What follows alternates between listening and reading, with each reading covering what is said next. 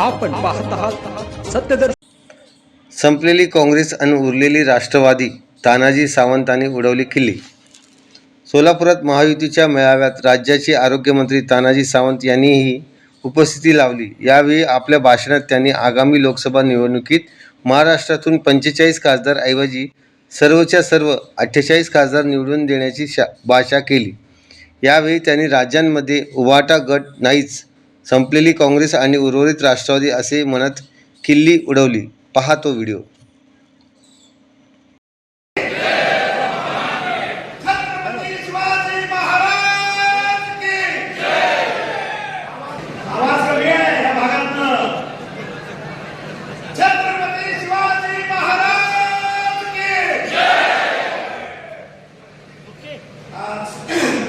आदरणीय व्यासपीठ, आमचे मार्गदर्शक सोलापूर जिल्ह्याचे पालकमंत्री चंद्रकांतजी दादा पाटील, व्यासपीठावर उपस्थित असलेले सर्व पक्षाचे पदाधिकारी, सर्व पक्षाचे आमदार, महिला आघाडीचे पदाधिकारी आणि समोर बसलेले सोलापूर जिल्ह्यातील आमच्या महायुतीतील 14 घटक पक्ष आहोत आपण। आता समोर गेले माहित नाही, पण आम्ही आज धाराशिवला बघितलं 14 घटक पक्षाचे सर्व कार्यकर्ते, शेतकरी बंधू, पत्रकार बंधू, इलेक्ट्रॉनिक मीडिया, प्रिंट मीडिया आणि आज केंद्राच्या निर्णयाप्रमाणे महाराष्ट्रामध्ये आदेशित केल्याप्रमाणे आपण एक महामेळावा, महायुतीचा महामेळावा समन्वय म्हणून आपण एकत्र येतोय, विचाराचं मंथन करण्यासाठी एकत्र येतोय, मनोमिलन होण्यासाठी एकत्र येतोय। याच्या मागची भूमिका शासनाची काय आहे हे थोडक्यात नमूद करतो। मला माझ्या पुढचे पुण्यातले 2 कार्यक्रम आहेत, दक्षिण पुण्यामध्ये आणि पूर्व पुण्यामध्ये।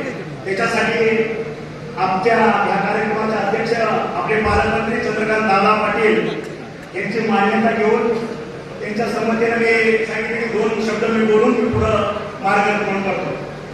या मेळाव्याचा उद्देश काय?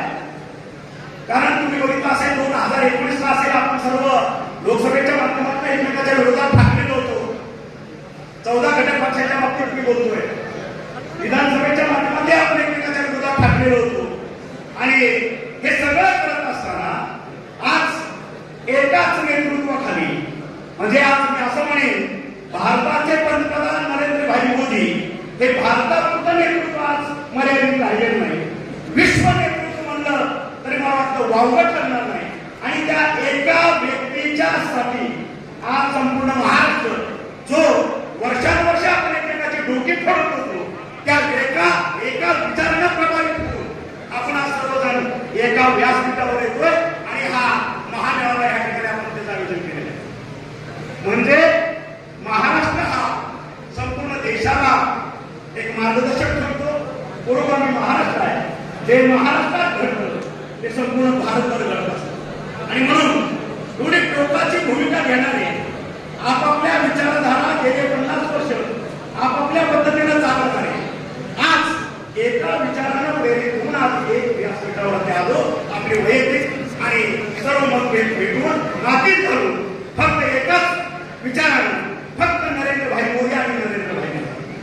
आणि म्हणून जर महाराष्ट्र अशा पद्धतीने करू शकतो, विचारावर विश्वास ठेवून, कर्तृत्वावरती विश्वास ठेवून जर आपण अशा पद्धतीच्या टोकाच्या भूमिका घेणारे आपण सर्वजण आज एका ठिकाणी येऊन मनोमिलन करत असू, मला वाटतं त्याच्यासारखी दुसरी जे काय का असेल दुसरी असू शकत नाही।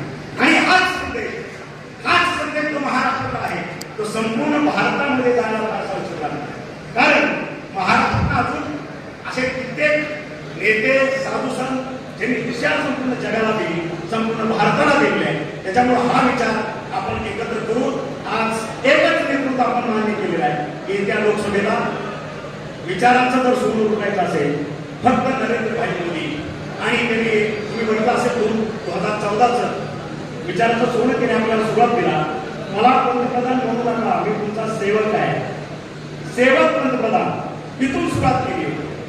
चहावाला सेवक पंतप्रधान 14 ते 19 आपण बघितलं, 19 ते 24 बघितलं, ज्या पद्धतीने महाराष्ट्र प्रगती करतोय, ज्या पद्धतीने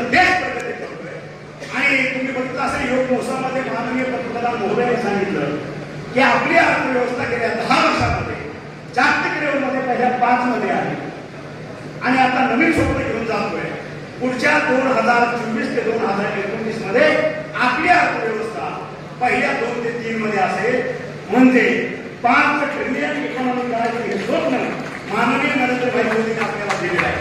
आणि आमचे लाडके नेते माननीय एकनाथभाई शिंदे, आमचे लाडके उपमुख्यमंत्री देवेंद्रभाई फडणवीस आणि आता नव्यानं आमच्या सहभागी झालेले अजितदादा यांनी त्याला सकारात्मक प्रतिसाद देऊन आमची अर्थव्यवस्था महाराष्ट्राची ही जवळपास 1 ट्रिलियनची असेल असं घोषित केलेलं आहे.